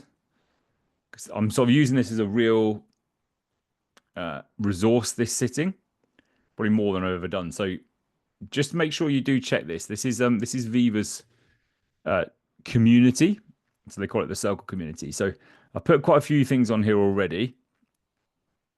A bit there on Mach 1 and the benefits of doing that and so on. In here, there are a couple of things that I put on here that are really important. Key topics to revise. Has everyone seen this? No one liked it if you did see it. Thomas gave me a sympathy like by the looks of things, but yeah. But yeah, these are under each core activity the most examined topics. This is absolute gold. So yeah, based on loads of analysis that I've done and Viva have done of past exams, these are the most commonly tested topics. So in terms of revision, use this post like to make sure that you're really covering the key things. There's leases, that's something you said weren't your favorite topic. Linear programming, some of you mentioned. But yeah, I definitely know all of those topics because they are really commonly tested. So that's there. The other thing is, if I just go onto here,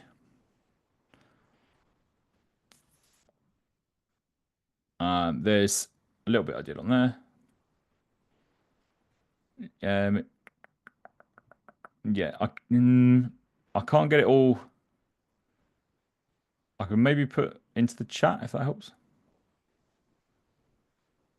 And then you can screenshot it yourself or paste it somewhere else.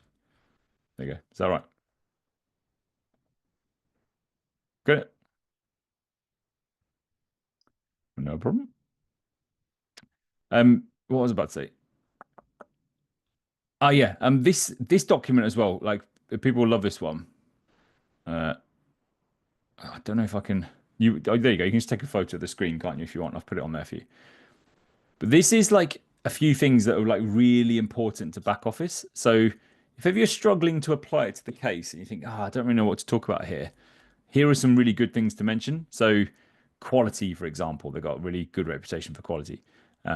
Costs, Arla's got concerns about cash flow, so we've got to try and keep costs down. Innovation, really important. Those new bag ranges, the 4 products they're looking to launch, lots of things in there, which are, again, really good to refer to. The environmental impact, so sustainability, really commonly tested topic and also very important for back office. There's that bit of the pre-scene, which I'll show you in a minute, their ethos, which is brilliant. So they've got to make sure all their decisions tie into that. And then cost benefit analysis is like if you're really struggling, you're like, I don't know what to talk about. Cost benefit analysis is a good thing to mention. Nice and generic, but gives you a rough, gives you something to mention. And then those bottom 2 are good things to mention if you are doing like a more F1 type thing, like a financial accounting type bits about prudent and being true and fair. So they're just a few things you could refer to if you're a little bit stuck. I'm not sure how to relate that to back office. These are like the key things going on in the case. So they give you a really good platform for things to talk about. Is that right, everyone? Okay with that? And there's that link, by the way, to Tread Cushy that I mentioned at the start of the session.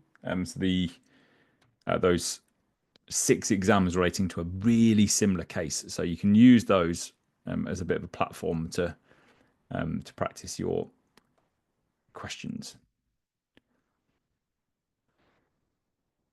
Okay, right, there you go. So that's all on there. So there are some more posts coming, so keep an eye out because I will keep posting things on there.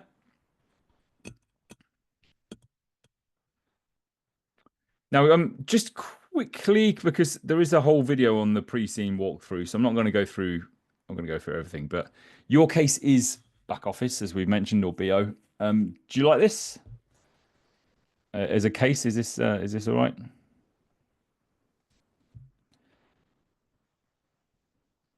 Do you like this as a case study? Yep. Yeah, I love it. I actually, it inspired me to buy a new backpack. I think on Viva's YouTube that they've put some stuff on there. Like you might have even seen me opening my new backpack. So yeah, I always tend to buy something from the case study just to get into it, and so I did buy a new bag off the back of this case study, and yeah, I like it. I think it's good. It's everyone knows what a backpack is, and there's some interesting stuff coming out of it, so it is a good one. Now, again, make sure you watch the pre-scene walkthrough because I go through this and pick out like things that could get tested, things that stand out as being really important. But I mentioned in there their ethos on page 4. This is so useful because this is what the company's all about. And so it's beautiful, useful, durable, comfortable, sustainable, ethical. All those things are, are really nice. So every decision they make has to tie in with this. So they're all good things to do. Yeah, Nathaniel. Yeah, I've got a tractor in the garden, an unused tractor. Sat there. Genuinely, do have a little model tractor that my son rides up around on, which we got around that time. And I've got some photos of me with a tractor at some fair or something or other. So I know I didn't go quite as far as buying a £100,000 tractor just to tick the case study box, but I did buy an electric barbecue for one called Fireworks, which is a barbecue company, because they talk about electric barbecuing a lot, and I got intrigued, so I ended up buying one of those. But yeah, this one, new bag, which is doing me quite well. I like it. There you go. So yeah, page 4, really nice that ethos. Now, if you haven't read this yet, make sure you do read it. And again, you can watch the video of me walking through it as well. So there's lots of stuff in there, which is great. And I love how CIMA's graphic department really went to town with the bag designs, didn't they? 2 different bags. We'll just copy and paste that one. That'll do. Oh, another one. That'll do. Oh, look, do you remember I said about spot the difference, by the way? With that other case with Tread Cushy, I feel like Hillary was in there. I think Ben might have been in there. That guy's face appears in every CIMA case study you've ever seen, I think. Can we say ethical, environmental? It's CSR, yeah. Yeah, corporate social responsibility is important in this case. Yeah, which encompasses their ethics and their environmental stuff and their governance and things, yeah. Okay, so anyway, have a look through all that. Again, don't worry too much when you're doing these, when you're reading all this, because it's in terms of like the design and the manufacturing process, they're not going to say, oh, explain the process for making a backpack. You know, you're not training to become backpack manufacturers. So a lot of this stuff I don't worry too much about, but it's good just to understand it so you know what the business is doing. That's another thing I've noticed, by the way. Did you spot, have you seen this with the zips? They use TJJ. Does anyone know what the zip company's called that make zips for a lot of products? I'm just trying to look now, see if I've got a zip anywhere. Does anyone know what the real world zip manufacturer is called? So if you look on, if anyone's wearing jeans or anything, if you look at the zip, you might have, if they're good quality, you might have this brand, this zip. Yeah, YKK. Yeah, that's it, Louise. Yeah. It says YKK. They're called. Now, if you look on the keyboard in front of you, YKK, and then shift 1 key to the left for the Y and the K, can you see that becomes TJJ? So that's very clearly YKK that they're referring to, isn't it? But yeah, they are good zips. Again, I now look at most of my clothes and think, how good quality is this clothing, and I'll base it on the zip.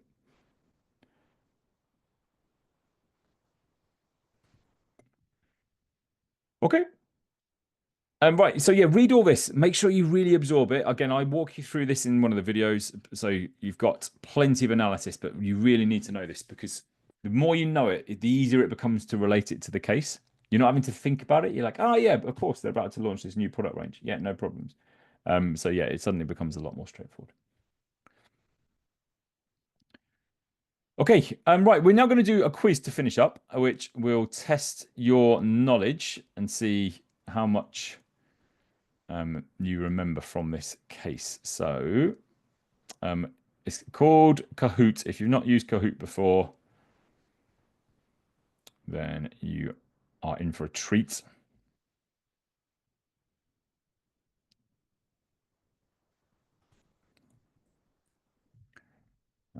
Right. I'm just going to share my screen with you.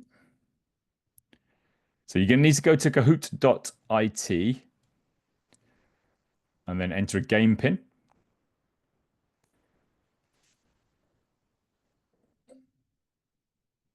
Let's get the music going for you.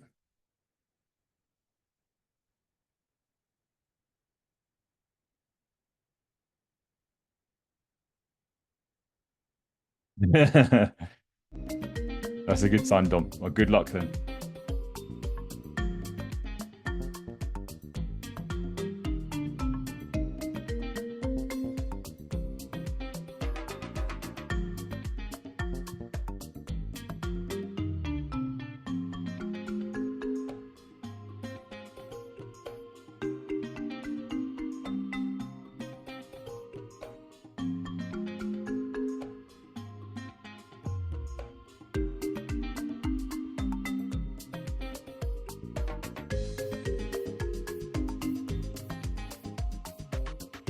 Okay, let's wait for a few more to join and then we'll get going.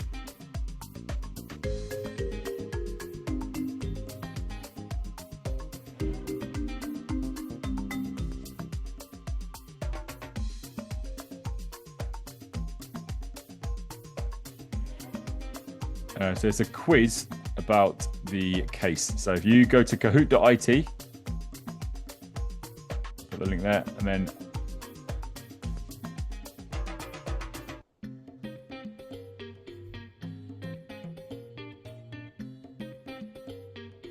there's a game pin, so enter that and then we're good to go.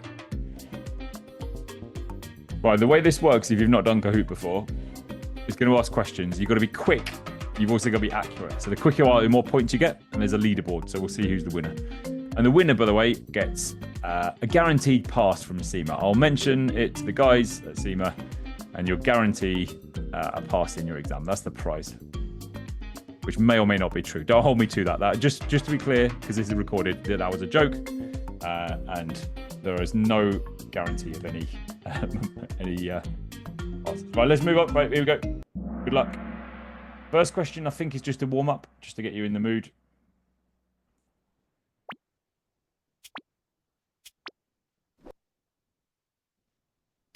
Which subject are you studying? So just a nice little warm-up.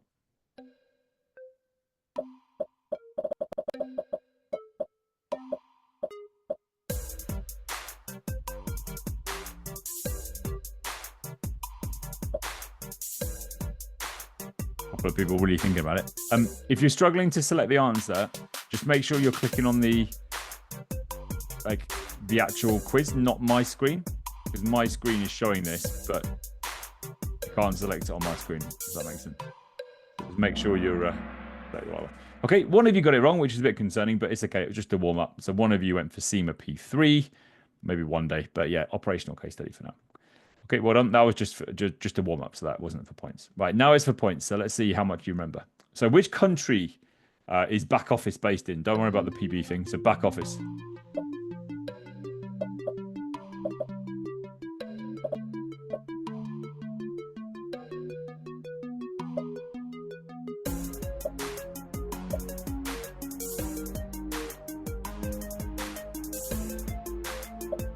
Hang on. This is something weird here, isn't it?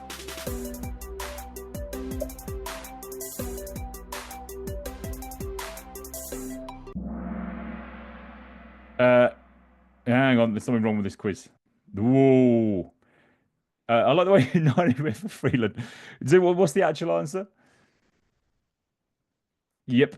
So this was a trick question. It should be Hland, as Alice said. Let me just check, because no one got that right. The quiz at the start. No, this is right. It's because this is the wrong quiz. Right. Abort. Hang on. I've got you set up for this. Hang on, let me just check, because I think it's called back office initial quiz, that quiz, but I think I've not updated it. Okay, right. Scrap that. We'll do that next time when I've updated the questions. Yeah, there probably is. There's another one. What we're going to do instead is this Kahoot. for tonight, and then we'll do the other one on Saturday. We'll do the proper on Saturday. I've definitely done that one before. I don't know why the questions have gone a bit weird. So let's just do this one for now. So just join this one quickly because I promised you a Kahoot. We will do a Kahoot. Let's just do this one instead. So sorry, just join in again. Little bit of a weird glitch with the questions there because that was relating to a different case for some reason.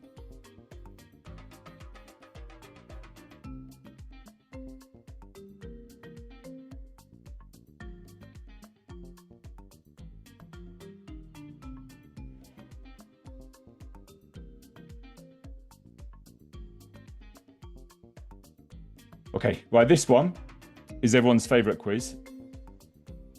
You now get the idea of what you need to do. So we're going to be quick. It's name that accounting standard. So we're going to give you some key accounting standards that are tested in OCS, and I want you to name what the standard is. So leases, what is the standard number, please? Go.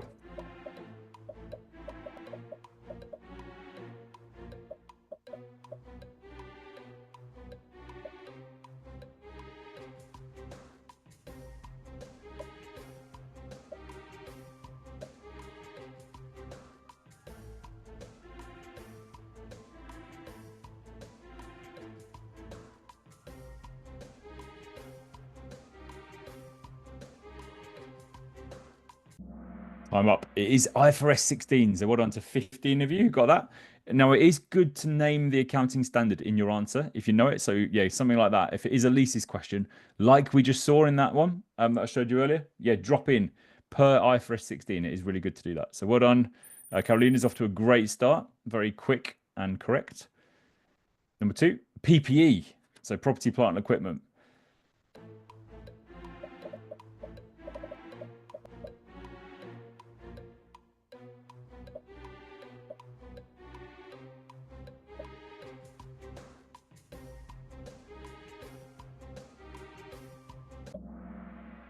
Yep, IS 16. Well done. They both relate to sort of similar things, don't they? So they're both 16 to do with non-current assets. So that's PPEs. Is IAS 16? Well done. Dom now in the lead. You said you love a Kahoot, proving that to be true. Inventory.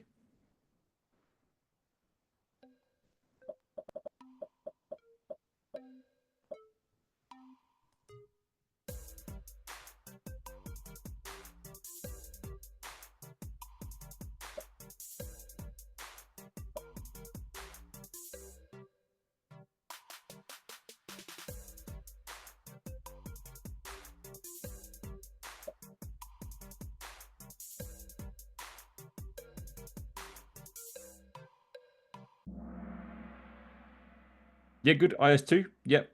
That's a commonly tested one. And they do have quite a lot of inventory at back office. So that's a good one to know about as well. Well done. Dom is still in the lead. 3 to go. Events after the reporting period.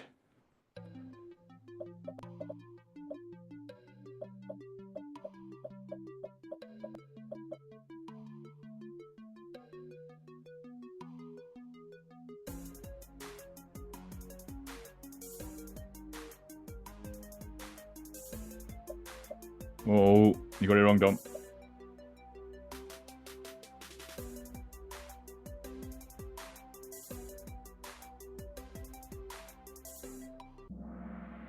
$19 of you went for IS10. It is IS10. Do you remember that's the one where you're like something happens after year end and you have to maybe adjust your accounts?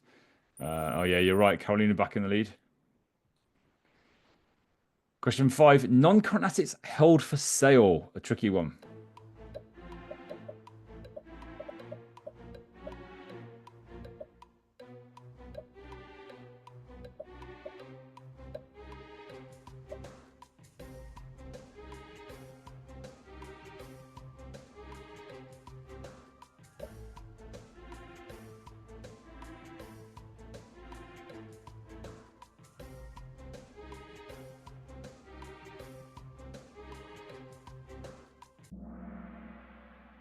Okay, IFRS 5, well done. IAS 5, you were close, some of you. We went for the green one, but it is IFRS 5. So well done to you guys. Joe's now in the lead. Quite a lot of change. Here we go, last one. Impairments.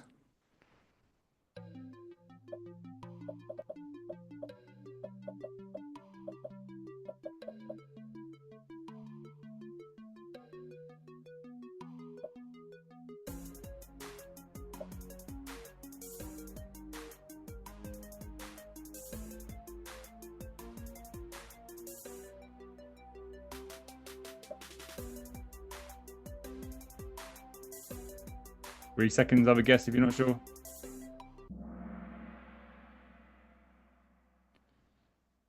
It is IS36. Well done. Excellent work. So yeah, that's for assets that are potentially impaired. So yeah, go. Let's see who was on the leaderboard. In third place was Mouse. Well done, Mouse. Good work.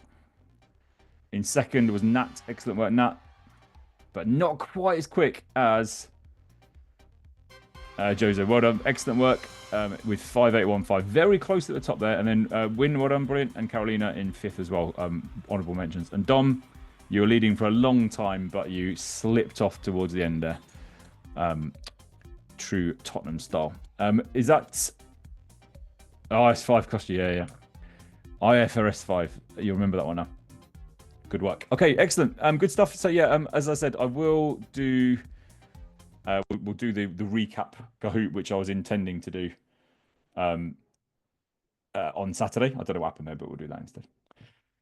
Good stuff. Right, brilliant. Thanks ever so much. That's it for tonight. So we've done everything I wanted to do, which is great. And I'll see you on Saturday. Again, Saturday, we're going to really focus on that like writing style. So how to get your answers looking amazing and like getting the content spot on so that you pick up loads of marks. So we'll do that. And again, it will be an interactive one. So make sure you bring your thoughts and yeah, I want to get involved.